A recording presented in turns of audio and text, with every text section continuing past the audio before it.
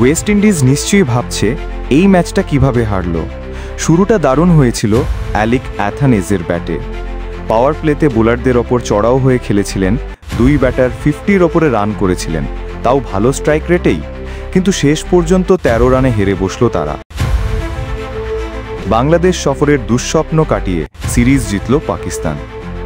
ম্যাচের ভাগ্য নির্ধারণ করে দেন পাকিস্তানের দুই ওপেনার সাহিবজাদা ফারহান আর সাইম আইয়ুব। দারুণ সূচনা এনে দেন, দুজনে 50 করেন। এই জুটি প্রথম উইকেটে তোলে 138 রান, আর সেটাই ছিল বড় স্কোরের ভিত, ম্যাচের ভাগ্য নিয়ন্ত্রক। যদিও স্কোরটা আরও 20 রান বেশি হতেই পারত। ফারহান ছিলেন আগ্রাসী, অন্যদিকে আইয়ুব পাওয়ার প্লেতে একটু সময় নিয়ে খেলেন।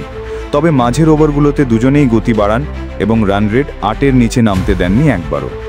জুটি ভাঙার পর বাকিদের ছোট ছোট ইনিংস আসে, আর তাতেই স্কোর গিয়ে দাঁড়ায় 189-এ। জবাব দিতে নেমে ক্যারিবিয়ানদের দুই ওপেনার অ্যাথানেজ আর জুয়েল অ্যান্ড্রুজ দারুণ শুরু এনে দেন। প্রথম 6 ওভারে রান তুলে ফেলেন 59 রান, 1 উইকেট হারিয়ে। কিন্তু মাঝের ওভারগুলোতে আবারও ধাক্কা খায় দলটা, বিশেষ করে স্পিনারদের সামনে। সুফিয়ান মুকিম দুর্দান্ত বল করেন। বাঁহাতি লেগ স্পিনার 4 ওভারে দেন মাত্র 20 রান, পান 1 উইকেট। মূল পার্থক্যটা সেখানেই।